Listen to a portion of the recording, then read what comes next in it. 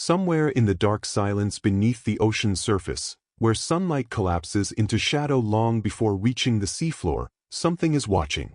Not with eyes as we understand them, not with curiosity we can easily define, but with a kind of awareness that science is only now beginning to decode. For decades, we thought we understood the octopus. A strange, solitary invertebrate. A clever hunter. A master of disguise. But recent discoveries are forcing scientists to confront a far more unsettling possibility. We may have underestimated it completely.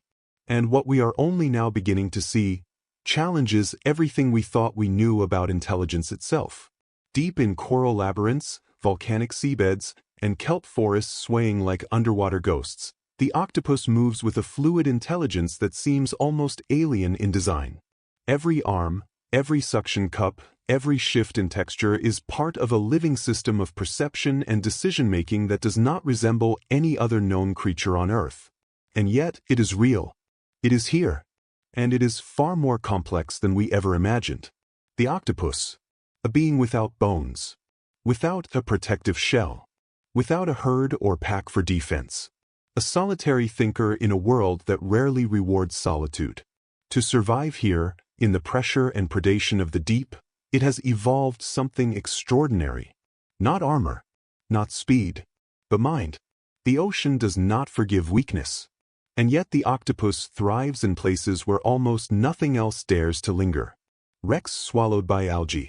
Caverns where currents fold into silence. Reef walls patrolled by predators with no mercy for hesitation. In these environments, survival is not a passive state. It is a constant act of interpretation. And the octopus has become one of the ocean's most skilled interpreters. For years, scientists observed its behavior and labeled it simple intelligence, problem-solving, mimicry, escape tactics.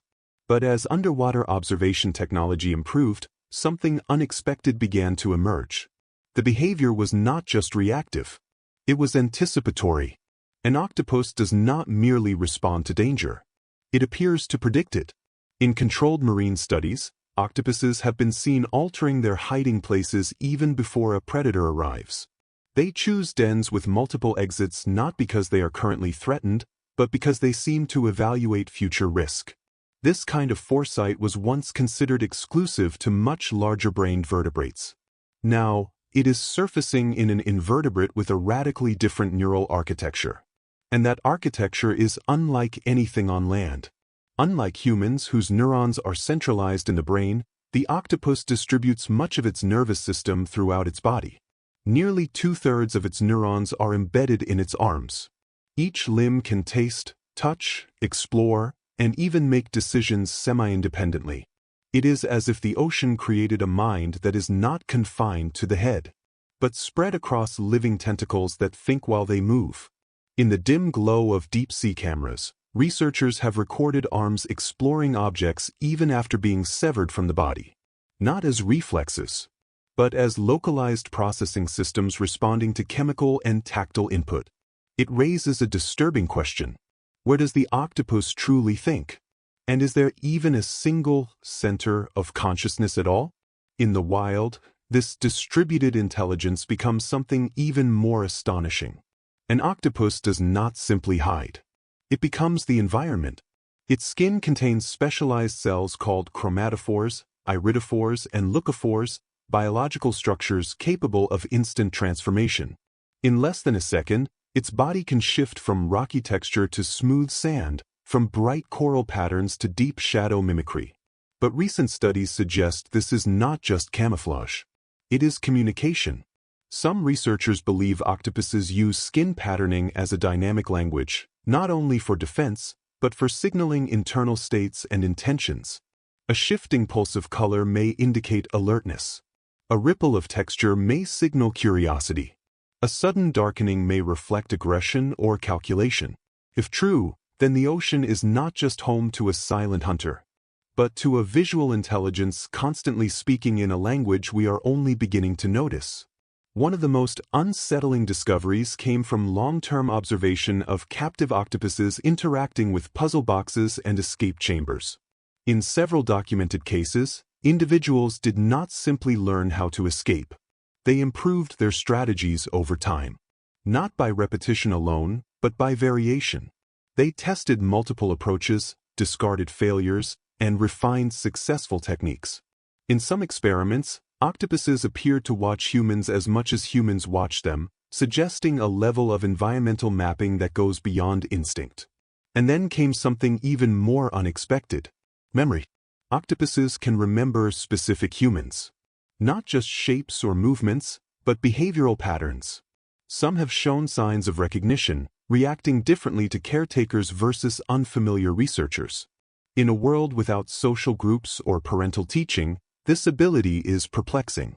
Why would a solitary creature evolve such memory?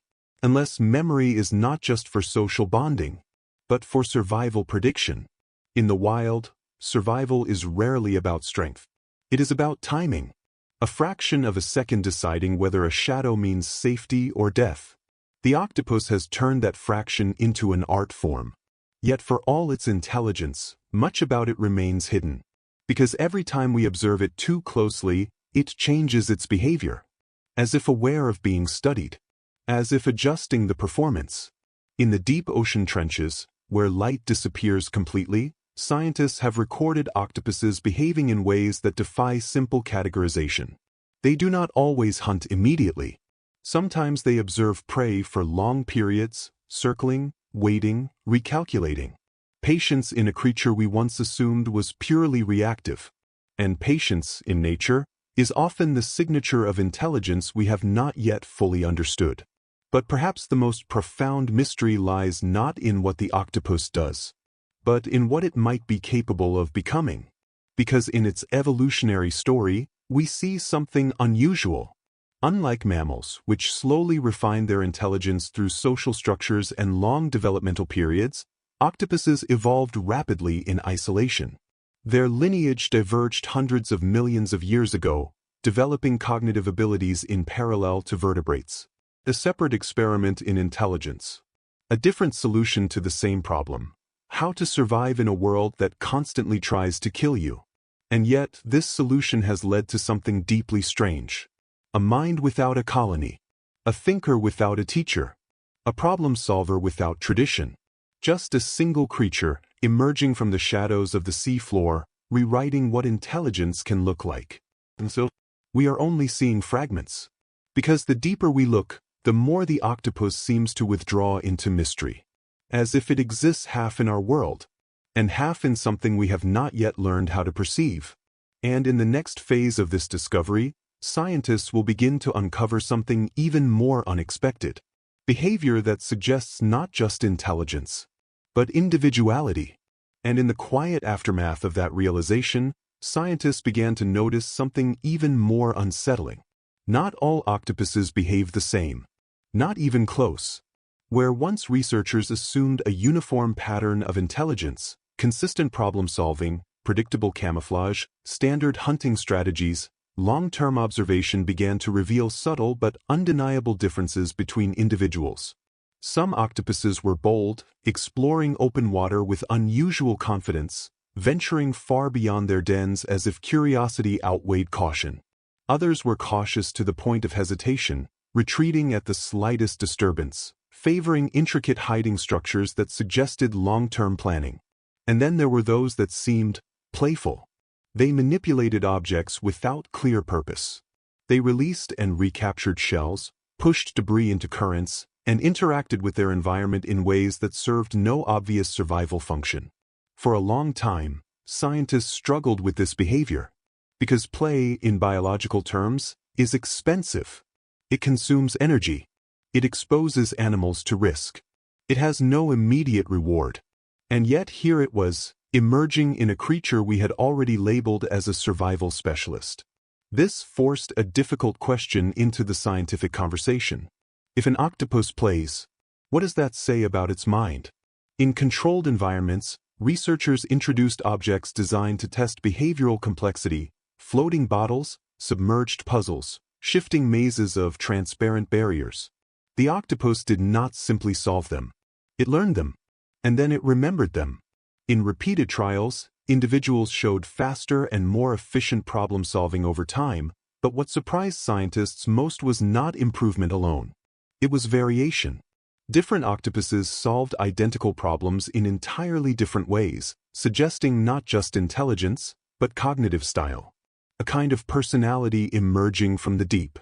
In one particularly striking experiment, an octopus was observed repeatedly targeting a specific valve in a water tank system, opening it to create a current that carried food toward its den.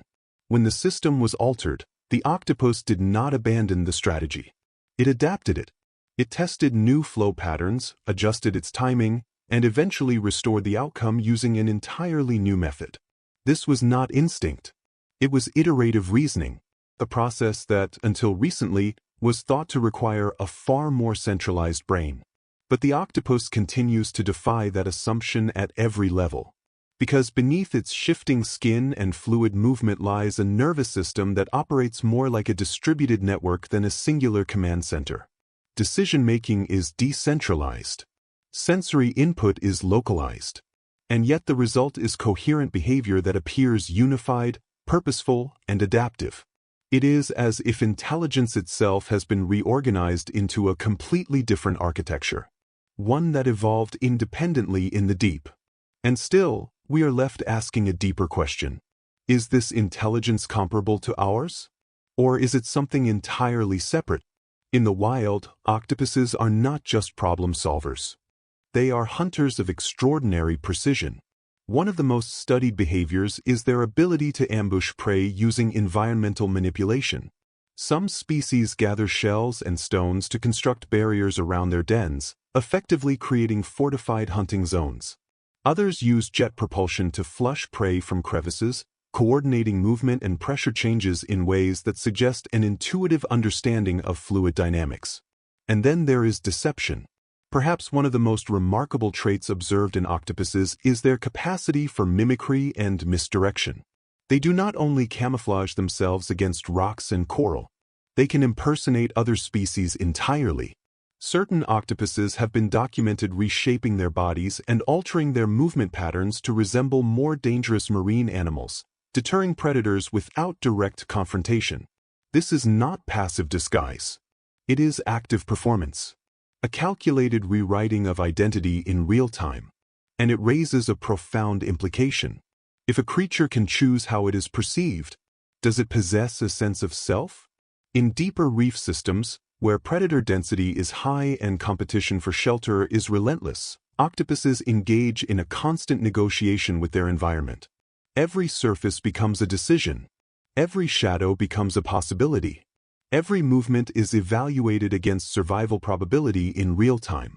And yet, amid this constant pressure, they sometimes engage in behavior that seems to exceed necessity. They explore. Not for food. Not for safety.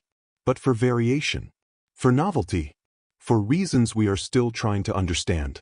Some marine biologists now argue that octopuses may represent one of the clearest examples of convergent cognitive evolution, where intelligence arises independently in radically different biological systems under similar environmental pressures.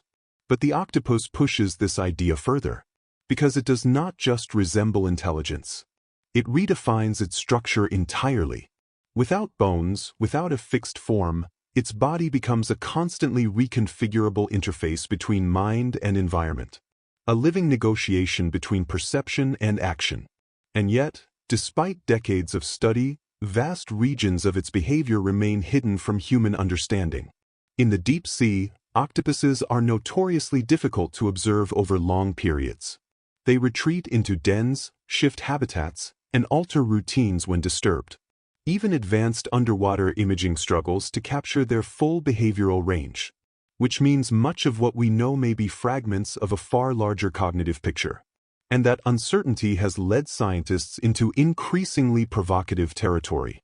Some researchers now propose that octopus intelligence may include forms of learning that do not rely on traditional memory storage alone, but on embodied cognition, where experience is encoded directly into muscular and neural patterns distributed across the body. Others suggest that their decision-making may involve parallel processing across multiple neural centers, allowing simultaneous exploration of different behavioral outcomes. Not sequential thought, but simultaneous possibility mapping. If true, it would mean the octopus does not think in a linear way at all.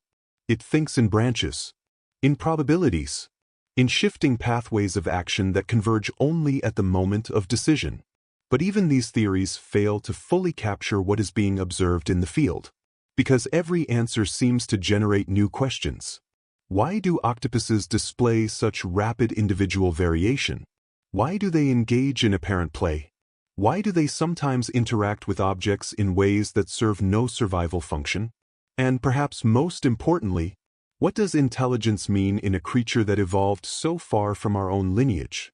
As research continues, a growing number of scientists are beginning to accept a humbling possibility: that intelligence is not a single path of evolution, but a recurring solution to the challenge of survival, expressed in different forms across the planet.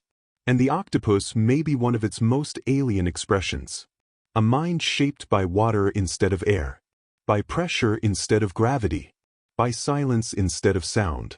And yet, in its silence, there is something unsettlingly familiar: a problem-solving awareness, a capacity for adaptation, a spark of something that feels like thought, but still resists definition.